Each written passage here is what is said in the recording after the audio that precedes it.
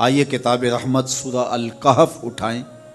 اللہ تعالیٰ نے ایک واقعہ بیان کیا ہے حضرت موسیٰ اور حضرت خضر علیہ السلام کا، کہ حضرت موسیٰ علیہ السلام عزم مصمم کر کے جب چلے تو اللہ فرماتا ہے کہ ہم نے حضرت موسیٰ علیہ السلام کو جس بندے کی نشانی بتائی تھی وہ بندہ ان کو وہاں مل گیا۔ سفید چادر اوڑے حضرت خضر علیہ السلام وہاں لیٹے ہوئے تھے، تو یہ جا کے ان کے پاس کھڑے ہو گئے کہ حضرت میں آپ کی خدمت میں اس لیے آیا ہوں کہ اللہ نے آپ کو جو خصوصی علم عطا کیے ہیں میں ان کو سیکھنے کی غرض سے آپ کی چوکھٹ پہ آیا ہوں۔ کہا تم میرے ساتھ صبر نہیں کر پاؤ گے، معاملے مشکل ہیں، سفر دشوار ہے، منزل کٹھن ہے، اور میرے معاملات ایسے ہیں کہ تم اعتراض کرو گے اس کے بغیر تم رہ نہیں سکتے۔ حضرت موسیٰ علیہ السلام نے کہا اگر اللہ نے چاہا تو آپ دیکھیں گے میں صبر کروں گا اور آپ کے کسی حکم کی کسی کام کی میں نافرمانی نہیں کروں گا، کسی کام کا انکار نہیں کروں گا۔ کہا کہ اچھا شرط یہ ہے کہ جو میں کروں اس پر تم اعتراض نہیں کرو گے، سوال نہیں کرو گے، یہاں تک کہ میں خود ہی نہ بتاؤں۔ تو کہا کہ یہ شرط ٹھہری، میں کوئی بات نہیں کروں گا۔ فانطلقا، دونوں چل پڑے، دریا کے پار جانا تھا۔ جو کشتی کا مالک تھا، کشتی بان تھا، وہ حضرت خضر علیہ السلام کو جانتا تھا تو اس نے کرایہ بھی نہیں لیا، لیکن جب کشتی پر سوار ہوئے تو عصا مار کے حضرت خضر علیہ السلام نے کشتی کا ایک پھٹا توڑ دیا۔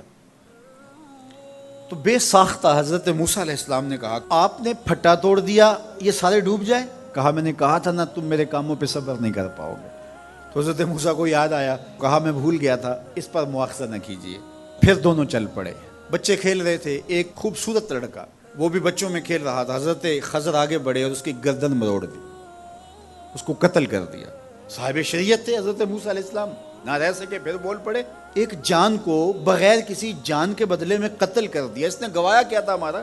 آپ نے بہت ہی جو ہے وہ غلط کام کیا، یہ کام اچھا نہیں کیا آپ نے۔ کہا میں نے کہا نہیں تھا کہ تم میرے ساتھ صبر نہیں کر پاؤ گے۔ کہا ایک موقع اور دے دیجئے، اب اگر میں نے کوئی اعتراض اٹھایا تو پھر دوبارہ مجھے آپ اپنی صحبت میں نہ رکھیے، عذر تمام ہو جائے گا۔ پھر دونوں چل پڑے، یہاں تک کہ ایک بستی میں دونوں آئے تو آپ نے بستی والوں سے کہا کہ ہم مہمان ہیں، آپ ہماری مہمان نوازی کیجیے، کھانا کھلائیے۔ تو انہوں نے انکار کر دیا، کہا کہ ہم تو آپ کو بلایا نہیں ہے، آپ خود آئے ہیں، آپ اپنے کھانے کا خود انتظام کیجیے۔ گزر رہے تھے گلی سے تو ایک دیوار گرنا چاہ رہی تھی، تو جلدی سے اس دیوار کو مرمت کر دیا۔ کہا حضرت ہم اگر چاہتے تو اس پہ اجر لے سکتے تھے، انہوں نے ہمیں کھانا تک نہیں دیا اور ہم ان کی دیواریں سیدھی کر رہے ہیں۔ کہا اب تمہاری میری جدائی ہو گئی، تم نے یہ بھی اعتراض کر دیا۔ تو انہیں یاد آیا کہ وہ یہ بھی اعتراض ہو گیا، اب میں تمہیں بتاتا ہوں کہ یہ 3 کام میں نے کیوں کیے۔ اللہ اکبر۔ اب سنیے، قرآن ہمیں بتاتا ہے کہ ظاہری علم بھی ہوتا ہے لیکن کوئی باطنی علم بھی ہوتا ہے۔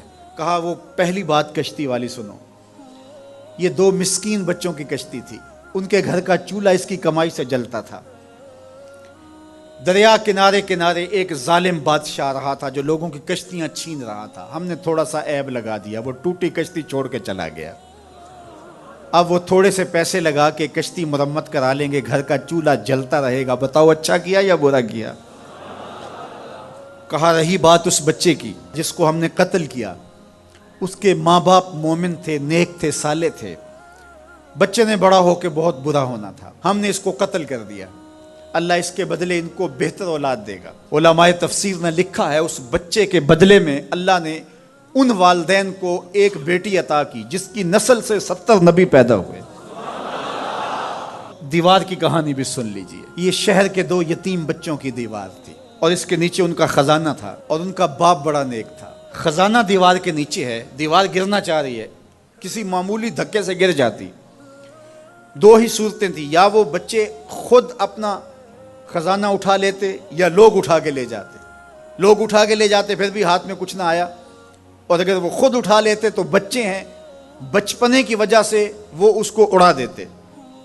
تو ہم نے اس کے اوپر دیوار کھڑی کر دی، جب تک وہ اس قابل نہیں ہو جاتے کہ یہ خزانہ نکال کے اس کو صحیح مصرف پہ لگا سکیں، اتنی دیر تک دیوار گرے گی نہیں۔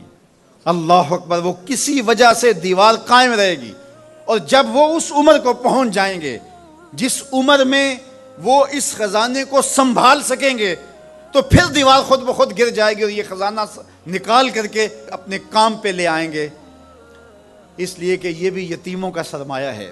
کتنے یتیم روتے بلکتے رہ گئے اور ان کے سر سے جو ہے وہ سائے اٹھ گئے اس وطن کے لیے، لیکن میرے مالک نے اس ملک کے خزانوں پر گہرے پہاڑ اور بڑی بڑی دیواریں کھڑی کر دی ہیں۔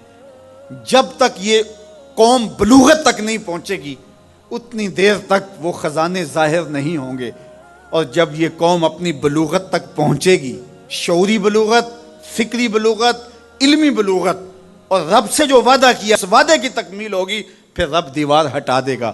اس لیے رب نے دیواریں بنا کے رکھی۔ تمہارا باپ معین الدین چشتی بڑا نیک تھا، تمہارا باپ داتا گنج بخش علی حجویری بڑا نیک تھا، تمہارا باپ حضرت مجدد الف ثانی بڑا نیک تھا، ان کی وجہ سے میں دیواریں کھڑی کر رہا ہوں اور مضبوط حصار لگا رہا ہوں تمہارے خزانوں پر، اور وہ وقت آئے گا جب تم بلوغت کی عمر کو پہنچو گے، دیواریں ہٹ جائے گی اور تمہارا وطن زمانے پہ مہکتے پھول کی طرح اور چمکتے ستاروں کی طرح اور روشن آفتاب کی طرح۔ یہ تعویل ہے ان باتوں کی جو باتیں میرے رب نے مجھے بتائی، اور یہ میں نے اپنی مرضی سے نہیں کہی، اور جو میں نے کیا اپنی مرضی سے نہیں کیا۔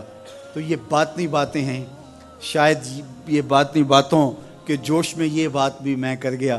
وہ کیا کسی نے کہا تھا کہ بھری محفل میں ایک راز کی بات کہہ دی، بڑا بے ادب ہوں سزا چاہتا ہوں۔